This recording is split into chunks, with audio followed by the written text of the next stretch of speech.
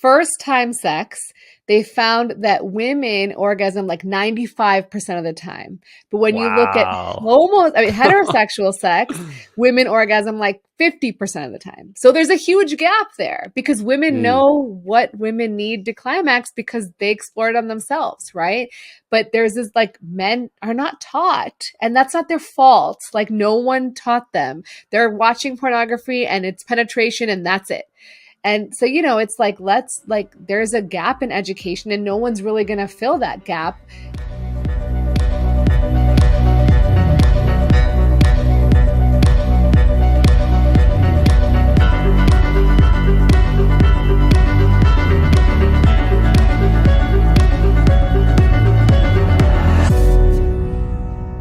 Welcome to Growth Minds. Whether it's your first time here or you've been here before, I'm curious to know what it is that brought you here. And if you can, smash that like button below. It really helps spread our message to more people. All right, on to the episode. Yeah, so I've seen you blowing up on YouTube from 400,000, I think like last year or somewhere around that time, to I think like 1.4 million. And it's clear why, because you're talking about one of the biggest questions that most people have, which is how they can improve their sex life. And before we get into that, I'd love to know what that transition was like for you from being a urologist to this, like, deciding to go into YouTube and now becoming this YouTube sensation for people. Yeah, thanks so much. So, this really came from a passion for education.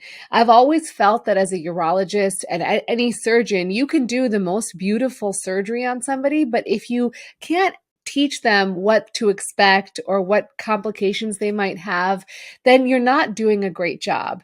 And this really came to light actually when I was in training. I had a patient who had a very complex reconstruction. The surgery was beautiful, but because of that reconstruction, she now had to catheterize through her belly to empty her bladder. And she kept getting admitted after she left the hospital over and over again. And we soon realized it was because she didn't understand that she had to actually catheterize herself. And so she just wouldn't. And that's when it really hit me. Like, we need to do a better job educating. And so I got involved in social media, first on Twitter, where it was more of a professional networking sort of experience. And then from there went on to doing things like Instagram. But I realized that on Instagram, you create a post, you put all this effort into education, but there's no real search engine type way for people to find your content. And so then, you lose all that work. And so that's when I looked at YouTube and said, this is a place where I can have content that's evergreen, that people can keep finding, where I can answer the hard questions that people want answers to. Yeah, so just so you know, we actually had Dr. Mike on the show, and I know you had a video with him as well, so you guys are familiar with each other. And I remember him telling me how hard it was to make that transition. And he's obviously like a good-looking guy, does well on camera and everything, but him just being able to share that information on YouTube, I wonder what that was for you. I know you have like a Indian family background. I don't know what they are like. For me, being in that Asian background, talking about sex and all these things, it feels kind of weird. I know my mom listens to this podcast too, so me even talking about this, I'm like a little bit nervous. But I don't know what your relationship is with your parents and how they are. But was there any like nervousness or hesitations you had, or that was presented to them from them by you? Yeah, of course. I mean, if it was easy, everyone would do it, right? So of course there's hesitation. Like, am I going to sound smart enough? Am I going to like be able to project to camera well? Is this worth my time? In the beginning, it takes a lot of learning and time and energy. And then as far as my parents, I didn't really ask them. I just started, right? I'm a grown woman. So I started and they were actually very supportive. They were really excited that I was doing this. And in fact, I kind of joked about that they were more excited about me becoming a YouTuber than they were when I became a urologist, because they could see it, right? They could see it in front of their eyes. And so they were excited about that. And then when I started transitioning into more sexual health stuff, I mean, by that point, they, it kind of started really growing. And so they were just proud of me for growing and doing something innovative. They don't ever really talk about the fact that I'm talking about sex. Sometimes I'll be like, look, I'm doing this. I don't want you to watch this video. It's like, we're adults. We can watch it. But overall, it's not a huge issue. No one has said anything to my face, certainly. Well, your videos are great. So, I mean, I don't think there's Thank much you. to say there.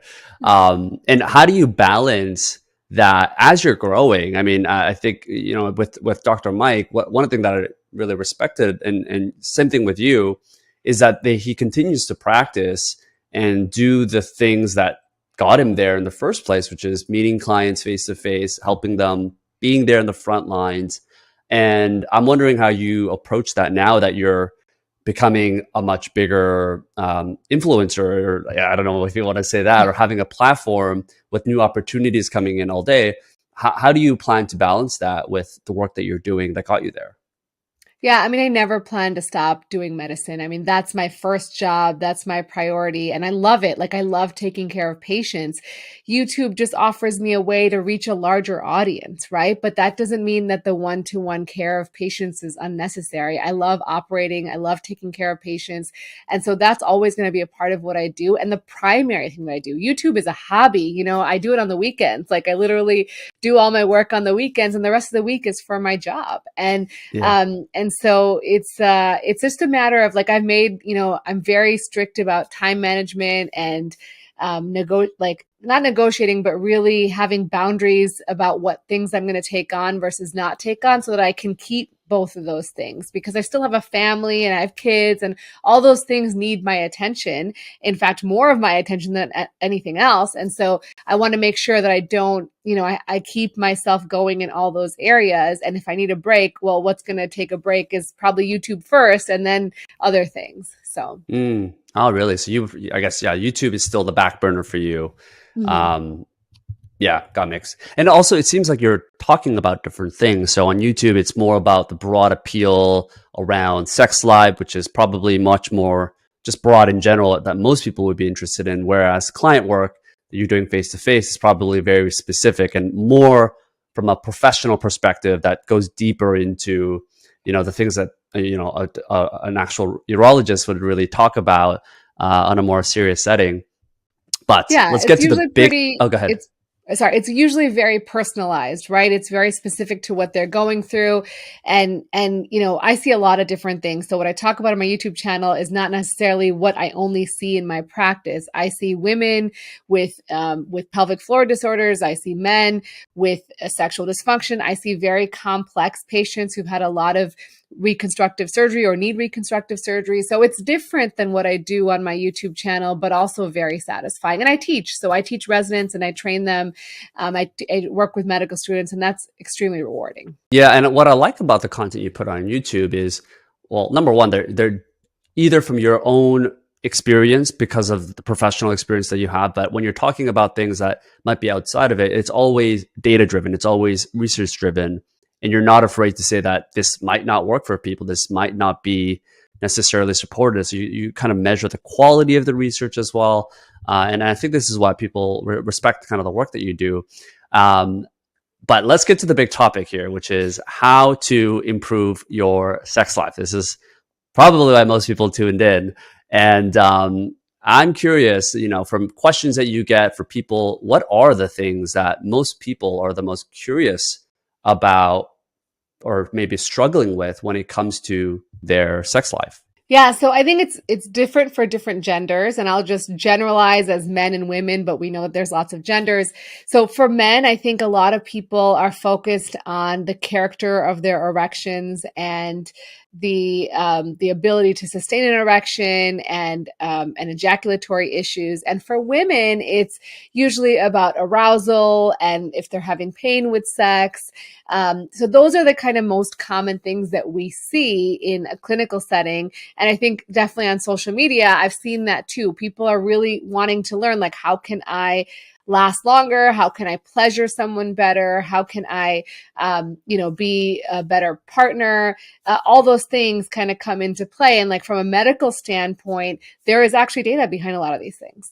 Yeah, and so they are very data driven, obviously, and I do think that's a big one. Like how, particularly guys, that I mean, really, it's going to be guys, right? How guys can last longer in bed. What is like the average time I don't know if you've done research on this or just based on, Mhm. anecdotes. What is the average time that most guys last in bed, which is, I guess, how long usually a sex lasts for most couples or people? Yeah, so you want to take a guess? Yeah, this is one of the things where like you want to guess higher, right? Just to make yourself look good. Is it 3 hours? I'm gonna guess on the Damn, low side, Sean. 3 hours. No, so it's like 5.7 minutes. So, and this has actually been studied. 5.7 So minutes. it's silly the way they studied it, but they had the female partner take a stopwatch, and she would turn it on as soon as penetration began and turn it off when penetration, when it was finished. And Mm, this doesn't include foreplay. This doesn't include other types of sex, which are, oral, anal, anything else that you're doing. That's all part of sex, right? But this is talking about penetrative intercourse, and it lasts about 5.7 minutes. And the variability is very high. Some people last less than a minute, and some people last up to an hour, but the average is 5.7 minutes. And I think this that's is like so, really, yeah. yeah, go ahead. Oh no, I'm just saying, like, I'm just imagining, like, do the guys know that there's a stopwatch being played out? Like, do they know that this girl just put on a stopwatch and they're like being measured by time Yeah, I mean, it as was a part of this research study. research? Like they Yeah, signed up to be a part of it. So it wasn't yeah. like a gotcha. Okay, okay. But I feel like the average is going to be lower because the guys, based on their ego, are going to be like, all right, I'm being measured. This is part of like a test.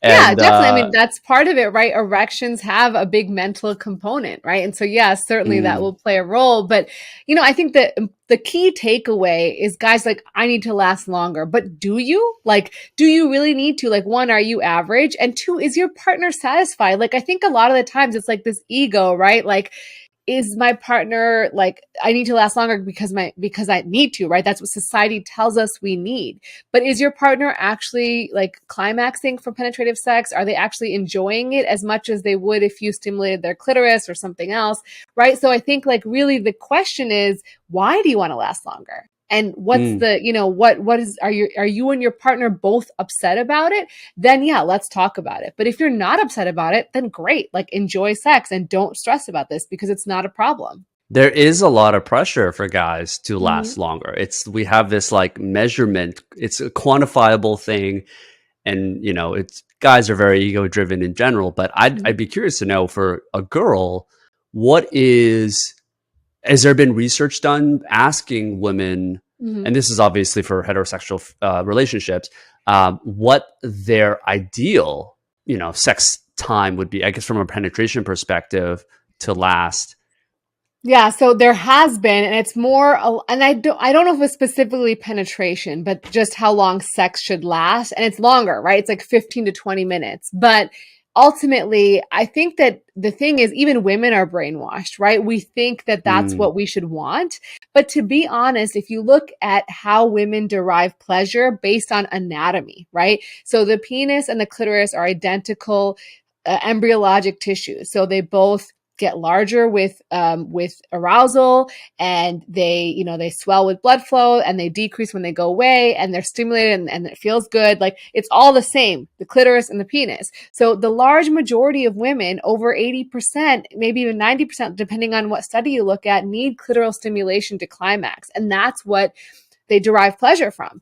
And so does it really matter if penetration is longer or shorter? Because that's not necessarily stimulating the clitoris. It can, because the clitoris is actually much longer than what you see. Clitoris goes deep inside and then forks, kind of is like a wishbone type thing.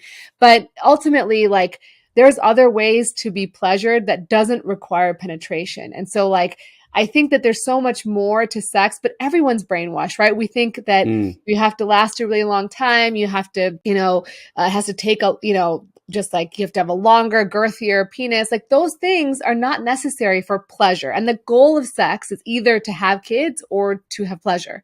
And so Mm. if you want pleasure, like that's not a be all end all. Yeah, it's almost like the measurement should and the research should take into account the foreplay because it is rare for most girls. I don't know what that percentage is for girls to be able to climax when they're actually doing intercourse versus foreplay or clitoris stimulation. Exactly. And it seems like we're measuring a lot just based on how long a guy can last, when there is not a lot of correlation to maximal satisfaction for the woman when we're measuring how long. I mean, I don't know.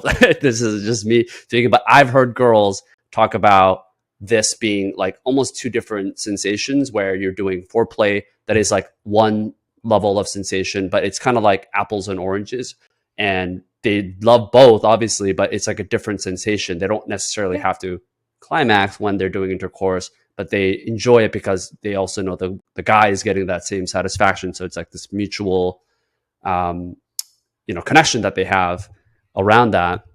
Yeah, exactly. Um, And it still feels good. Like there are, like I said, the clitoris is in the walls, like inside the walls of the vagina, right? It's right there. So they enjoy that pressure. There's also nerve endings like near the clitoris. Near the cervix. So there's pleasure everywhere, right? But like it doesn't, that's not where climax necessarily happens. And the rate of women who climax with penile penetrative intercourse alone is less than like 14%. Okay, so it's really wow, low. 14%. Usually, Damn. usually they need some either stimulation on the clitoris as well. So people do like they'll stimulate the clitoris while they're penetrating, or they just need clitoral stimulation. And so, I think Hmm. ultimately, like, yeah, it's great. People really do enjoy it, and that's okay. But like, if talk to your partner, because they may say, "Hey, I like this better," or encourage them to explore their bodies, and you as well. Like, figure out what they like, and actually make that a priority rather than stressing about how long you're going to last in bed. Yeah, and it seems that I used to make a lot of mistakes with this, which is I always thought it was just like this routine. When you're a teenager or when you're in your early 20s, you think that this is just like a routine. Step one, you do this. Step two, but you don't think about that for. I mean, it seems like for girls particularly, the whole environment really is a big factor. Like putting in candles, the smell, music, all of those things can actually increase the speed that someone can climax and just the whole entire pleasure. Are there studies around like what is an average time for a woman to reach climax? Yeah, it's about 12 minutes. And so, but the thing Wow. is that's longer, right? Men is about 5 minutes, 5.7 minutes, and so women are 12 minutes. But you mentioned a really important thing is that the setting and the environment, but not just in that moment, it's in life, right? Because I think stress is a big problem. And when you have stress, it's really hard to get aroused. It's really hard to be in the mood, and that can make it hard to want to be intimate with your partner. And Mm. also, there's like two different types of desire, right? There's responsive desire where there's spontaneous desire first, which is what we like grew up, you see your partner, you get excited, you want to have sex with them. There's responsive desire, which when you've been with someone for a long time, you don't like see them and go like, yeah, I can't wait to jump you. Like you see them all the time. You're like, I have them all the Right. time, right? So it's more like, I want to lie with you. I want to be near you. I want to feel like touch you, hold you. And then, oh yeah, I remember, I like this. Like I want to have sex, but it doesn't happen like just right away. Like I saw you and I'm ready to go. And that's normal. And so that's Mm. part of it is like, a lot of people have responsive desire, especially as you age. And so setting the mood or setting the time or environment for intimacy is really valuable. Yeah, this kind of brings me to I think it was called a book called Attachment, and the professor, he was a researcher and professor, and he did like this wide long study around what creates the what were the couples and what were the patterns of the things that they did that allowed them to have like a thriving sex life and just a overall marriage. And one of the things that he was surprised around is this idea of having separation Mm-hmm. so that couples can miss each other. So they would be going 2 weeks where they would spend time together, and then maybe their one person would do a trip, or they would have to work offsite or something like that, and they would come back. What are your thoughts on couples that sleep together or that live together versus those that choose to have some of those boundaries? And this is really like for my own personal advice, honestly, from my own personal perspective with my partner. Are there any studies or research around that could swing one way or another in terms of sex life, marriage life, all that stuff? Yeah, so I don't know specifically about the question you're asking, but yes, we do know that like absence makes the heart grow fonder, right? But I think the other thing is like part of that is because when you come back, you're looking forward to seeing each other. You're excited about seeing each other. You've like, okay, I'm going to see each other. We're probably going to have sex or we're probably going to be intimate because it's been so long. You can recreate that in your day-to-day life, even if you're together. You just schedule intimacy. You say, hey, we're not going to go on a date and eat a huge meal and get bloated and then be like, we're tired, right? We're going to actually schedule time to be intimate. And like okay, we're like this is like a date, right? But it's a date of intimacy, and so now you have something to look forward to. You have something where you're like, yeah, we're going to be intimate, maybe we'll have sex, maybe we won't, but it also takes the pressure off asking or saying no, right? So you don't have to worry about that. And I think that can recreate the situation. You don't have to actually leave your partner. I mean, we're leaving them every day, right? We're going to work, we're coming home, we've got other things on our mind, we're thinking about those things, we're just cohabiting a lot of the times. And I think it's more like, oh, you asked me, I'm not really in the mood, ugh, just go away, right? But like when you've been together, when you've been away, you're like, oh, I'm so excited to see you. So you just need to build that excitement again. You know what I mean? Yeah. Yeah. Um, and this kind of brings me to my next question around this quality versus quantity, because as you said, like some people just are not in the mood, or if you're sleeping with each other every day, is do you have any advice around whether it is really more important around having that frequency of quantity versus maybe it's less frequent, but when you do have it, it's of like premium quality where you set it up, you have candles, like it's a big event versus the frequency of just doing it as a regular habit, which is great, I'm sure, but I don't actually know what works better for like relationships and stuff like that. So there's no right answer. It's a discussion between you and your partner, right? Like you got to see how often do you want to have sex? Like what makes you feel like how often do you feel the desire to have sex? And you got to figure out what is going to work for both of you. And if it's not the same, then you have to be like, okay, I'm going to do like self sex, right? Or solo sex in the meantime. And then when we're together, we're going to prioritize having sex this amount of time and making it, a thing, right? This is our time to have sex, or this is our moment, and it's harder as you get older and you have kids and you have all these other responsibilities. Like sometimes you have to put it on the schedule or it won't happen, right? And Right. so like a lot of people schedule exercise, right? Like I'm going to exercise from this time to this time, no meetings, nothing else.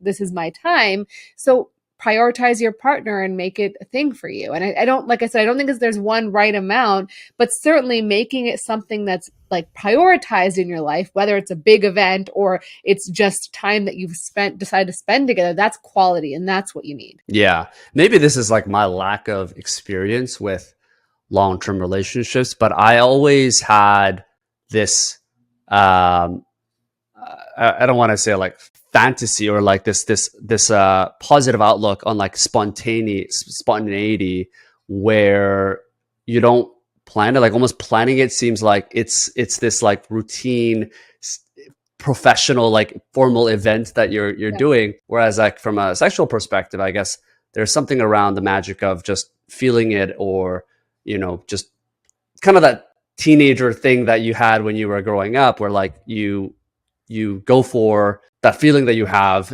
versus making this like a scheduled thing. But I guess I realize more and more now that if you are in a committed relationship and you both have things that you're doing, particularly when you have kids, it doesn't really get scheduled. It doesn't really happen unless you can fit it in because you're just both so busy and your mental space is somewhere else. Right. And, for some people, I mean, I think you should still have spontaneous sex if that works for you guys, right? Some people still they're like, oh, the kids are watching a movie. Like, let's go upstairs, right? They can figure it out in a spontaneous way and it works for them and they're happy. And that's great. But if you're Mm. upset that you're not having enough sex or you feel like you're not making enough time for each other, then it's important to talk about it. I think that's the biggest key is like, we don't communicate in society. We're never taught how to communicate about sex with our Mm. partner. And so it's just something we never bring up because we don't want to hurt anyone's feelings. We don't want to say, oh, I don't want you to think that I'm upset we're not having enough sex, but I want to have more. It's like an awkward situation. It's something we've never learned how to do. Yeah, and maybe from generation to generation, it is shifting. Like there's this there was an article on The Guardian that was talking about how people are having less sex in general. Mhm. And even the ages of 18 to 29, I think it was talking about this rise of like rough sex behaviors. And some people attribute that to the accessibility of porn and the fact that a lot of these millennials or Gen Z grew up with access to porn versus people that are perhaps 40 years and older. They were, they had access to magazines maybe, but it wasn't the It's different. Yeah. accessibility that kids have today. What are your thoughts around that? Like the idea that people are having less sex, and what do you think is attributed to that? Well, their first, like, large majority of people, their first understanding of what sex is through pornography, right? And so they're thinking that that's normal. They're thinking that what they Mm, see on pornography is normal, which is huge penises, lots of ejaculate volume and women squirting and like rough sex. For a lot of pornography displays like rough sex. They don't display the foreplay and the like romance or the build up as much. And so they don't know. No one talks to them, right? Their parents aren't sitting down with them and saying, and they should, right? But I mm, never had this conversation with my parents. Like no one's sitting down and saying like, this is not normal. This is like, this is a movie. This is someone created this film, right? It's actually enhanced and uses tech, like all sorts of things to make it look a certain way. And it's not necessarily how real life is. And it leads to a lot of insecurities. And people see porn and they're like, oh, they penetrate the woman orgasms in a minute and it's all good. That's not real life, right? And so mm. they're like, but why is she not liking it? Or why am I doing something wrong? And then women are like, oh, I guess something's wrong with me because I'm not orgasming quickly enough. Like this is just all these misconceptions that no one talks about. Yeah, I was just gonna say for a woman, it's also equally uh, disturbing because I don't know what percentage of women watch porn versus men. I suspect men would be higher, but I don't know. Maybe it's equal. Maybe it's more for the women. I have no idea. Do you have any facts on that? I think it's becoming more equal. It certainly was more male dominated, but certainly I think younger people, it's becoming more common in women. I don't know the percentages, but it is becoming more common. Yeah, and for a woman in that case, we all hear, "Did she fake it? Why did she fake it? Do you know? How do you know she faked it?" And I would imagine uh, one of the aspects for that is that women watch porn and they see these like porn stars going crazy and dramatic in terms of how they're reacting, and it's just so incomparable to how real sex is probably is in most cases, especially with your partner. Yeah. Um, but in that topic, I guess, what are some of the other reasons that you found when you're speaking with just women in general that leads to faking orgasms, and does that happen quite often in most cases? Yeah, so I think it happens pretty often. I don't know how frequently, but the reasons are many, right? One is Yeah. like they feel like they don't want to hurt the partner's feelings, right? They want to be like, "Oh, I feel pleasured," or they've watched a lot of porn and they feel like that's what they're supposed to do, right? And they've never orgasmed before. There's actually a rate of women who've never had an orgasm, so they don't even know if they're having an orgasm. Mm, And so they're like, "Yeah, this feels good. Like, this is what I'm supposed to do," right? Other people are like, maybe the sex isn't that good with that, but specifically when you're having sex for the first time and they just want it to be over. They're just like, I'm okay. wow. Like, and so there's different reasons. But ultimately, that's another thing that we've harmed society by doing, right? Because now you're faking it, and your partner thinks that you are really having a great time. And they're like, oh, what I'm doing is good. But no, you never orgasm. But how is he supposed to know that? Right. And so, like, we are contributing to this orgasm gap, as you'd call it. Women have less orgasms than men, particularly when you're in a heterosexual relationship, and especially during first time sex. And so we're contributing to that by faking it. Right. And it's Mm, like everybody wants the point of sex, as I said, is pleasure. And if you're in a relationship with someone, you want to pleasure that person, whether you're the man or the woman, or if you're in a different gender relationship or whatever, you want to pleasure your partner. It doesn't matter. I mean, that's the ultimate goal. And so if we're telling people, oh, I'm pleasured, but I'm not, then you're setting up for like, oh, well, look, now I'm never going to have a relationship where I receive pleasure because I faked it so many times. mm.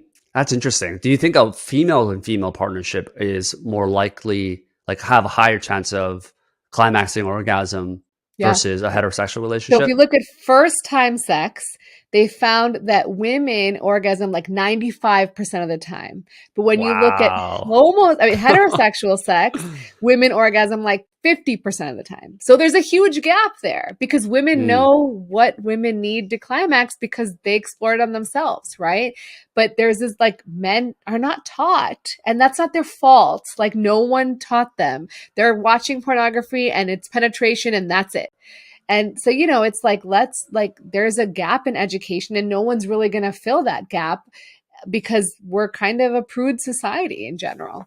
yeah. I mean, I was just going to ask you what other common mistakes that most people make when it comes to sex, and I guess just data shows for guys particularly that it's just more foreplay because obviously if girls are orgasming 95% of the time and there's less chance, probably no penetration at all, that's a pretty sure sign that it's really coming down to spend way more time with foreplay versus any sort of penetration.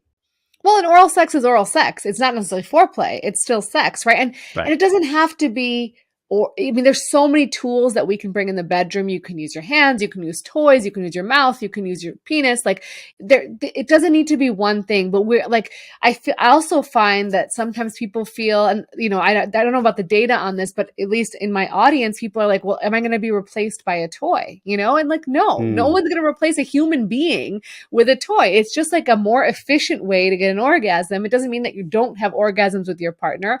It's just, something you can do by yourself that's efficient, and that's it. Yeah, I was going to ask you because again, no names, but I have friends that where they've gotten so used to having a vibrator. This is females where they would play with themselves. They were single for a while. Maybe they didn't want a partner. They've got so used to it. And the vibrators today are just so powerful. They're so accurate in terms of how they can stimulate a Mhm. vagina. And she almost got to the point where she basically said that like having sex with a guy is just not the same anymore because number one, access to the toy is so much easier.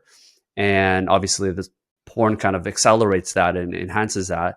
But she almost has gotten like so numb in some sense because of the toys. What are your feelings around like the rise of toys and masturbation in general and how that can affect sex life? Yeah, so this is for both genders. It can happen to women too, but men tend to be more aggressive with masturbation sometimes, or they get used to whatever it is, you get used to climaxing to a certain thing, whether it's a certain Mm, sensation, a certain visual. And then when you're with a partner, it's just not the same, right? And you can't get that same sensation or you can't get that same visual, and it becomes difficult. So I think masturbation is good, but you need to do it to a variety of different things. You can't always watch porn. You can't always use a vibrator. You can't always use very firm grip. Like you got to kind of try different things so you don't get used to one thing. One, it keeps it like exciting because then you can climax from different things. You're not always like, oh, I need that one thing and that one toy, and that's the only way I can climax. Because sure, I mean, it's reliable, but at the end of the day, like that's not real life. So mm. I think that's really important. And with the rise of porn, people have become very used to watching porn to climax. And then it's just like you get in this. I made this video about like porn addiction, which is not common, but it does affect your brain, right? You see something and your brain rewires like, oh, I'm getting dopamine from this thing. And then it continues to seek that thing out. But in order to get the same level of dopamine, it has to be more novel, more aggressive, more, and more, maybe more vibratory. And so your brain starts building these pathways where it's seeking that out. And then just a regular person can't like hold a candle to that. So it happens to everybody, and something to Yeah. just look out for. Yeah, porn addiction is something that I've surprised, and I don't really talk to girls about this, but I know a lot of guys that have issues around that and openly have admitted it, which are they're very brave for doing so. But this idea of porn addiction, I think, is seems to affect so much more than just your sex life because it's because of how accessible it is and the dopamine rush that you get I think it affects even your social life and how you interact with the opposite sex or same sex, depending on what you're into.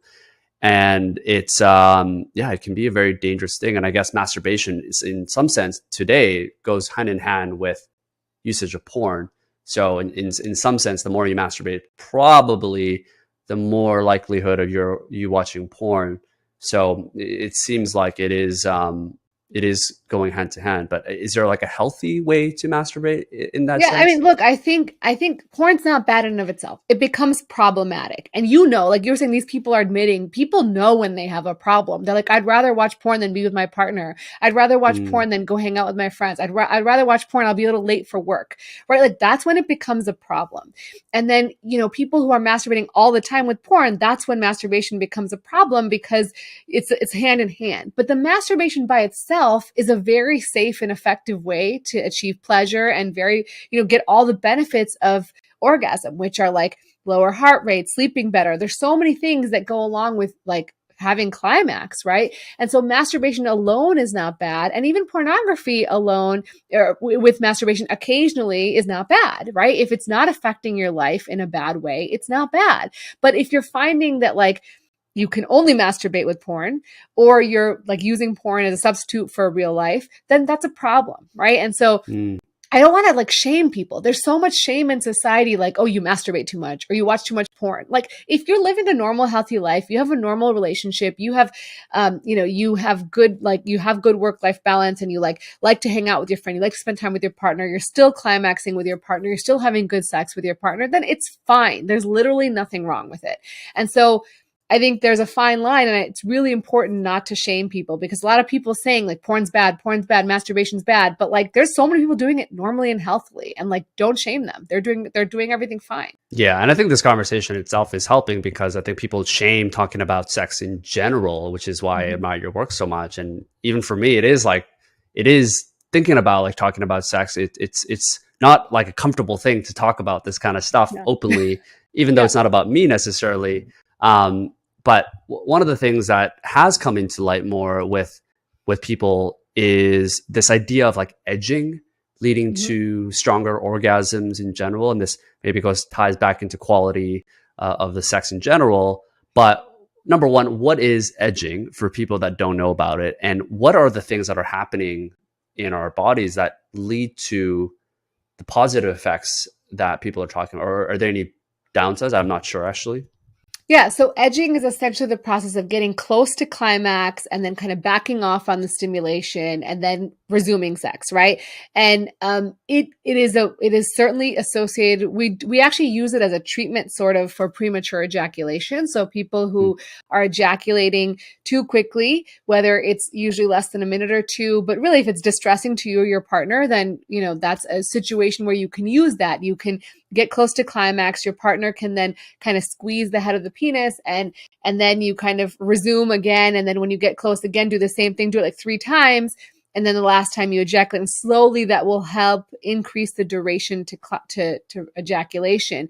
So people use it for that reason even if they don't have premature ejaculation, and it's also been associated with more intense orgasms. So there's a lot of, you know, benefits to it. It can be a great way to also explore and enjoy with your partner if as long as you're communicating the whole time.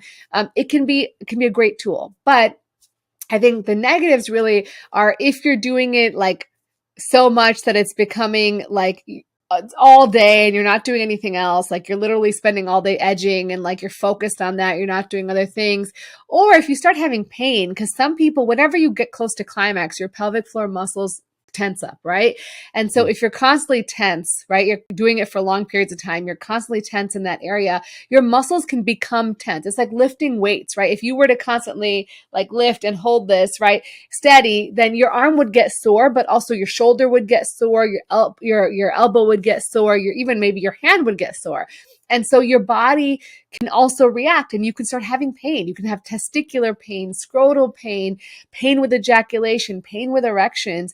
And so then it's like, well, it's because your muscles are too tense and then you have to retrain them to relax. And so mm. certainly if you are having any sort of pain, I don't recommend it. Or if you're developing pain, then seeing a urologist and then, you know, likely seeing a pelvic floor physical therapist to help you relax those muscles is going to be very important. Yeah, so similar to like working out, I mean, there's optimal ways to build muscle without overtraining, and there's a diminishing return in effect when it comes to edging. Let's just say focus on for men for now. What is the optimal time? Let's say you're having sex with a partner, so it's not even alone. What is like the optimal amount of edging time? I don't know how you measure. I don't know what the measurement would be there, like the number of times you're almost come, or like Yeah, the yeah. I amount of think time in like total. there's not a like there's no good data, but I would say it's usually like up to 30 minutes, right? Like your foreplay, including everything, including foreplay and all that. Like you're trying to get to 30 minutes with your partner before you climax. But that's not just like sex, right? That's not just penetrative sex. Sorry. That's Right. any sort of, that's for the whole experience. But again, like I don't think there's a right or wrong as long as you're not doing it to the point where you're harming yourself. Like you're not doing it for long, long periods of time, and you're not like edging over other things. Right? Like, oh, let me like edge all Yeah, day yeah, with my partner and not like go to work. Like, you know, those sorts of things.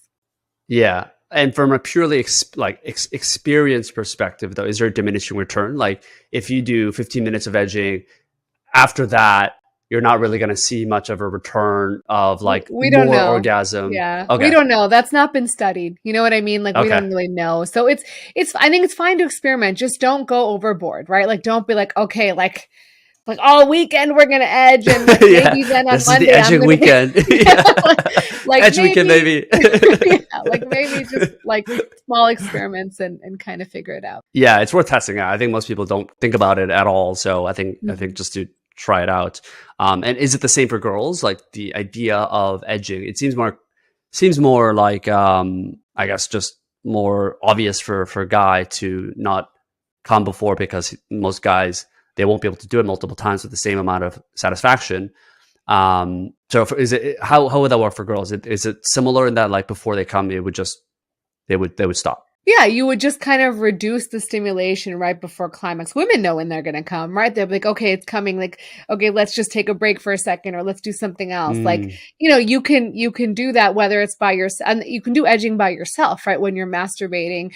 So you can do it by yourself, you can do it with a partner, but it requires communication, right? And it requires like if someone's like, yo, I'm uncomfortable. And, you know, as you know, blue balls is something that people talk about. Women also can get uncomfortable in the mm. vulva area. And so if you either way for both partners, it can become uncomfortable, right? And you're like, no, I cannot do anymore. I need to release. Like it's uncomfortable for me. And so that's because there's a ton of blood flow going to that area that's not relieving, right? So it's not going out. And the only way to relieve it is to actually climax.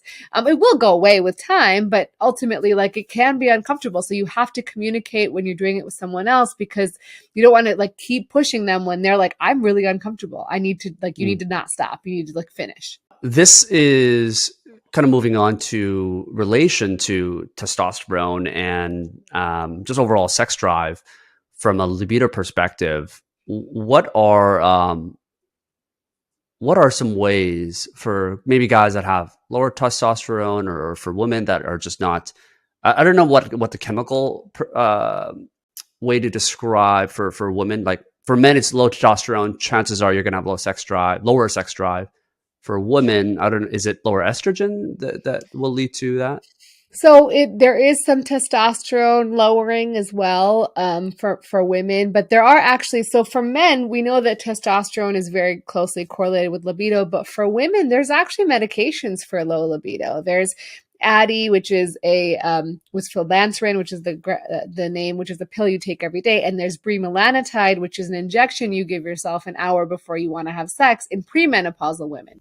In postmenopausal women, you can actually use like a tenth of a dose of testosterone for that you give for men because it is, you know, partially related to testosterone.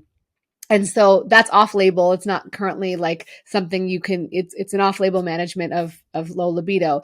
And then for men, yeah, we know that low libido is associated with low testosterone. But I think, you know, it's also important to realize that libido is not just one thing, right? Like it's like a Mm, whole host of your life and everything else that's going on in your life. So if you're stressed, if you're not getting enough sleep, if you've got, if you know, you've got work things, family things, whatever, all those things affect your libido, right? Or if you're overweight or if you've got other health conditions, I mean, it's not just like testosterone is not a magical pill. Like it's not a magical, not pill, but whatever. It's not a magical hormone. It's not just going to like you take it and everything's going to be perfect. All those things have to be fixed too. And so testosterone is very important. And there's things you can do to help boost your testosterone, whether it's naturally or using supplementation. But naturally, the things that you can do are, and there's no shortcuts. I love to tell people like, there's no like, I'm not going to just take testosterone and everything's going to be great. Like you can eat healthy. And the most data we have is on the Mediterranean diet. So that's like whole foods, vegetables, a little bit of fish, a little bit of meat, healthy oils, that sort of stuff is really good. Nothing processed, low sugar, low white flours. Like you want to really keep complex grains.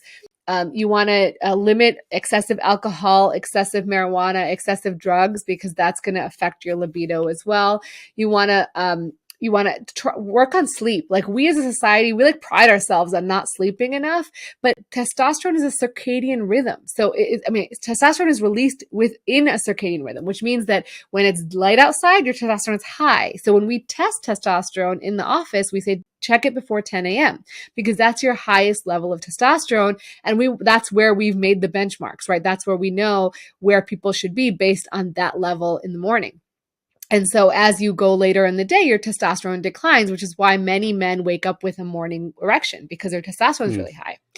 And so your testosterone is associated with that. But if you're not getting enough sleep, your body's not going to have enough time to like rebuild that testosterone up for the morning, the circadian rhythm. So it's really important to get good quality sleep. And today with devices and computers and all these lights, blue lights in the evening, like people are not getting good rest. And it's really crucial.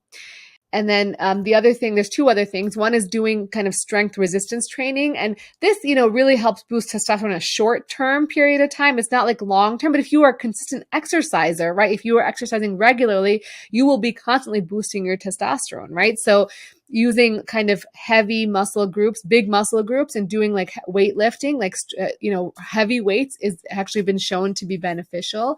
And then avoiding BPAs, which are like endocrine disrupting chemicals in society. So whether it's plastic water bottles or things that have BPA in them, you want to avoid them because they can affect the way our body produces hormones.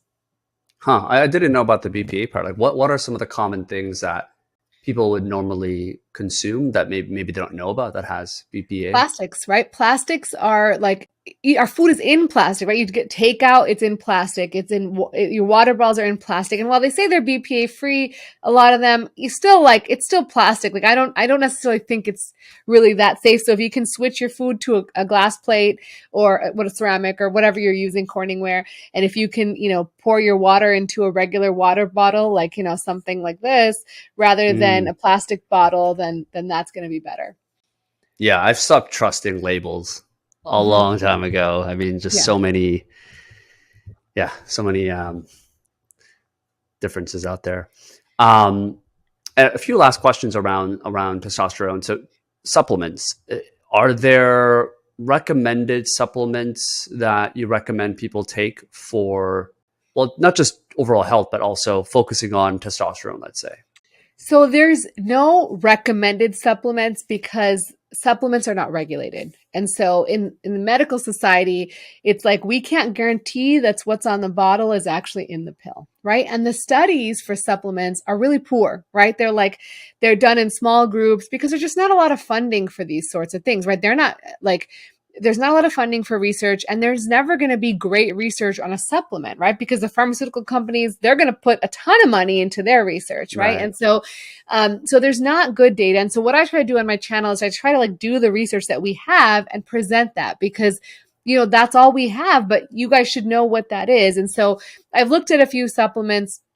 I think, Tongkat Ali is one that is used sometimes to boost testosterone. There's also certain like micronutrients that can help, vitamin D and zinc, and those things can overall help, but there's no like, this is what you have to take, right? And you have to be careful. A lot of these supplements have like pig testosterone in them. And so if you take that and say you want to have kids, taking testosterone can actually shut down your body's production of testosterone. And so then you might actually not be able to have kids because you've taken some, you Wow. didn't even know, but it has like pig testosterone in it and like, or horse testosterone or something else, you know? And so that's why it's really kind of dangerous. And I don't like to recommend supplements, but I do realize people are going to take them. And so at least they should know what the data is. Yeah, I've had this like love-hate relationship with supplements. I've had sometimes when I have like 10 different bottles and I would take them individually, and now I'm trying to lean more towards food. And I guess some people might think that they could eat like crap, but they can supplement all the things that they have. But there's so many downsides, it seems. So I guess at the end of the day, it really comes down to eating the right foods, not necessarily relying on supplements, right? It's a supplement. It's called a supplement for a reason, I guess, right? Exactly. I mean, you have to optimize your nutrition and your diet, exercise first, right? Like, Hmm. and then if you're like, okay, what else can I do? Then you can dig deeper into the research. But I see so many people being like, I bought this gas station pill or I bought this. And I'm like, well, your diabetes is out of control. Your blood pressure is really high. Like, none of this is going to matter until you fix those things.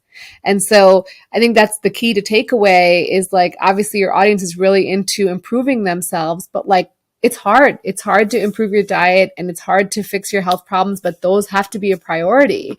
And then you can think about other things. But like if you live a healthy lifestyle, the large majority of people are going to have normal testosterone and they're going to feel good.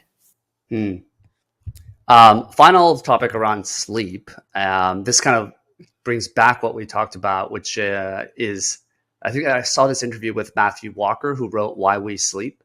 And he talks about like the percentage of people that can perform at the same level that they normally could with less than 6 hours of sleep, rounded to a whole number around the world is zero.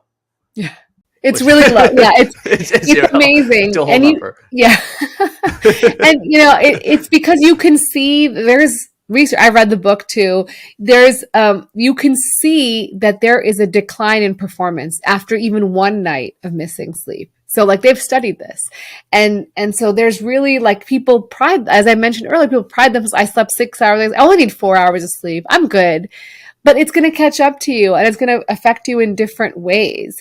And I real like I'm a surgeon, I'm a urologist. I've lost many hours of sleep in my lifetime. I'm not saying that it's never going to happen. It happens all the time, but I prioritize it. Like I recently bought an alarm clock and moved my phone away from my bed because I was finding myself scrolling at night. And I kept being like, oh, I don't want to buy an alarm clock because I need my phone near me for call when I'm on call, but I can still hear it if it's a couple steps away from me. Like I can still get up to pick it up when I'm on call. So I was like, why am I not, you know, I was doing it. I was giving myself a reason not to do something that was going to help me. So it can be as simple as buying $5 alarm clock and putting it at your bedside, and that might change your life, right? Yeah, yeah.